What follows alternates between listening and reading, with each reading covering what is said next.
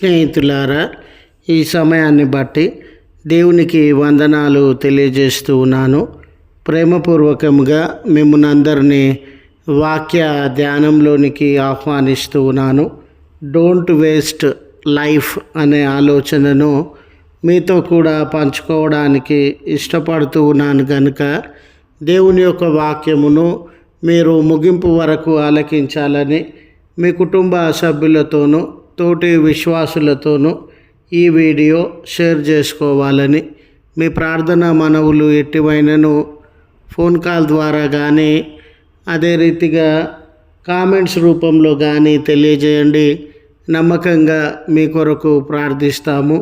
ఈ వీడియో మీ ఆధ్యాత్మిక జీవితంలో ఉపయోగకరంగా ఉండినట్లయితే దయచేసి ఈ ఛానల్ను సబ్స్క్రైబ్ చేసుకునవలసినదిగా మనవి చేస్తూ ఉన్నాను. లేఖనము ఎఫెసీలకు రాసిన పత్రిక 5వ అధ్యాయము 15వ వచనము. మీరు సమయమును పోనీయక సద్వినియోగము చేసుకొనుచు. స్నేహితులారా, మన పెద్దలు ఎన్నో ఉపయోగకరమైన జీవితంలో ఎదగడానికి సహాయము చేయగలిగిన ఉపదేశములను మాటలను మనకు అందించినటువంటి వారుగా ఉన్నారు. వాటిలో మీ సమయాన్ని వ్యర్థము చేసుకోవద్దని. చూడండి, ఖర్చైన ఒక్క సెకండును, గడిచిపోయిన ఒక్క నిమిషాన్ని 1000 కోట్ల రూపాయలు ఖర్చు చేసిన మనము తిరిగి తీసుకొని రాలేం కనుక ఎవరు కూడా సమయాన్ని వ్యర్థం చేయకూడదని. అదే రీతిగా డోంట్ వేస్ట్ మనీ. అవసరం ఉన్నప్పుడు డబ్బు దొరకని పరిస్థితులు ఉంటాయి కనుక డబ్బు మీ చేతిలో ఉన్నప్పుడు అనవసరంగా దాన్ని ఖర్చు చేయకూడదు అని చాలామంది ప్రకృతిని ప్రేమించేటటువంటి వారు, ఎకాలజిస్టులు, డోంట్ వేస్ట్ న్యాచురల్ రిసోర్సెస్. ఈ ప్రకృతి సంబంధమైనటువంటి వనరులను మనం తయారు చేయలేం కనుక వాటిని వేస్ట్ చేయకండి అని. వీటన్నిటిలోకెల్లా ఉన్నతమైనటువంటి మాట ఏంటనంటే డోంట్ వేస్ట్ యువర్ లైఫ్. జీవితాన్ని వ్యర్థము చేసుకోకండి. జీవితం కూడా ఎవరికైనా ఒకేసారి దొరికేటటువంటి అవకాశము. ఇది దేవుని వలన దొరికినటువంటి బహుమానము. మన పితరులు ముందే ఊహించి పలాని వ్యక్తి, పలాని కుమార్తె, పలాని కుమారుడు నాకు జన్మిస్తారని మనలను ఊహించి రూపొందించి తయారు చేసినటువంటి జీవితం కాదండి. ఇది దేవుని వలన మనము బహుమానంగా పొందినటువంటి జీవితం. కనుక జీవితం అనేది చాలా ప్రశస్తమైనది, ఉన్నతమైనది. ఒక్కమారు మాత్రమే మనము అనుభవించగలిగినటువంటిది. ఇలాంటి తరుణంలో ఈ జీవితాన్ని మనము ఏ రీతిగా ఉపయోగిస్తూ ఉన్నాం? సద్వినియోగం చేసుకొనుచు ఉన్నామా, దుర్వినియోగం చేసుకొనుచు ఉన్నామా అనేది చాలా ప్రాముఖ్యమైనటువంటి విషయం.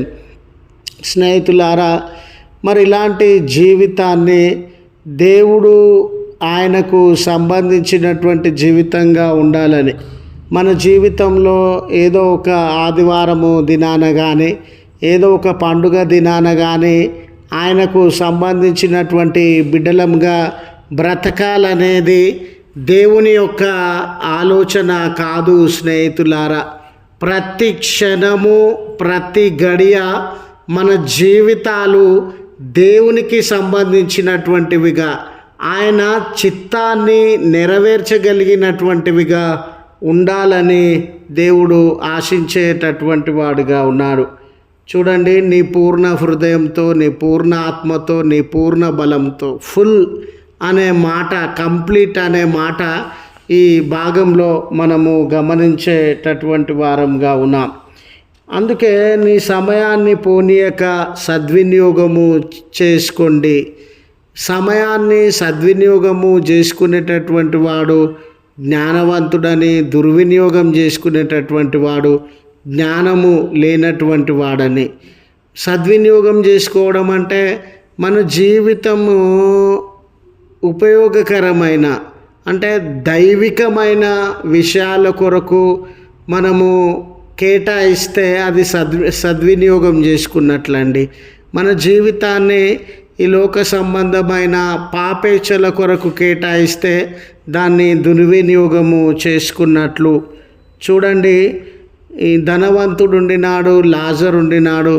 ధనవంతుడు తన జీవిత కాలం అంతా ధనానికి, సుఖభోగములకు, ఈ లోక సంబంధమైన ఐశ్వర్యములకు, ఆస్తిపాస్తులకే ప్రాధాన్యతనిచ్చినాడు కనుక ఆయన జీవితము దుర్వినియోగం అయిపోయి ఒక దినాన అతడు తప్పించుకోలేనటువంటి నరకంలో పడివేయబడినట్లు మనము గమనిస్తూ ఉన్నాం. మార్త జీవితాన్ని ఉద్దేశించి ప్రభులవారు పలికినటువంటి మాట, మార్తా మార్తా నీవు అనేక విషయములను గురించి చింతించుచున్నావు. మార్త ప్రభులవారు వారింటికి వెళ్ళగానే అనేక పనులు, ఈ లోక సంబంధమైనవి ఉండవచ్చు, భోజన సంబంధమైనవి ఉండవచ్చు, శుభ్రపరచుకునేటటువంటి సంబంధమైనవి ఉండవచ్చు. ప్రభులవారు తనకు అందుబాటులో ఉన్నప్పుడు, బోధ తనకు అందుబాటులో ఉన్నప్పుడు, ఆధ్యాత్మిక జీవితంలో ఎదిగే అవకాశము తనకు అందుబాటులో ఉన్నప్పుడు, అన్నిటికీ మించి ప్రభులవారితో సమయాన్ని గడిపే అవకాశము, ప్రభులవారి బోధను వినే అవకాశము అందుబాటులో ఉన్నప్పుడు ఆ విషయానికి సమయాన్ని ఇవ్వకుండా ఈ లోక సంబంధమైనటువంటి విషయాలకి ఆమె సమయాన్ని ఇచ్చేటటువంటిదిగా ఉన్నది. నీ జీవితమైన నా జీవితమైన స్నేహితులారా, ఈ దినాన ఆ సమయాన్ని, మన జీవితాలను ఏ రీతిగా మనము గడిపేటటువంటి వారంగా ఉన్నామో మనకు బాగుగా తెలుసు. ఉదయకాలం మొదలుకొని మన పనులేంటి, మన ప్రయత్నాలేంటి, మన ఆలోచనలేంటి, దేవునికి దేనికి మనము మొదటి స్థానం ఇస్తూ ఉన్నాం, దేని కొరకు ప్రయాసపడుతూ ఉన్నాం, దేనిని ఆశించి ఈ లోకంలో జీవించేటటువంటి వారంగా ఉన్నాం, మనం బాగుగా ఎరిగినటువంటి వారం గనుక ఈ మంచి విషయాల కొరకి, ఉపయోగకరమైన విషయాల కొరకి, దైవ సంబంధమైన విషయాల కొరకే మనము సమయాన్ని కేటాయిస్తూ జీవితాన్ని ఒక అర్థవంతమైనటువంటి జీవితంగా, ఉద్దేశంతో కూడినటువంటి జీవితంగా గడిపేటటువంటి వారంగా ఉన్నామా, లేక మన లోక సంబంధమైనటువంటి విషయముల కొరకే ఈ ధనము, పేరు, ప్రఖ్యాతలు, ఈ లోక సంబంధమైన సుఖభోగములు, వీటికే విలువనిచ్చి వీటి కొరకే జీవించేటటువంటి వారంగా ఉన్నామా అనే ప్రశ్న మన ముందు ఉంచుచు ఈ మాటలను ముగిస్తూ ఉన్నాను.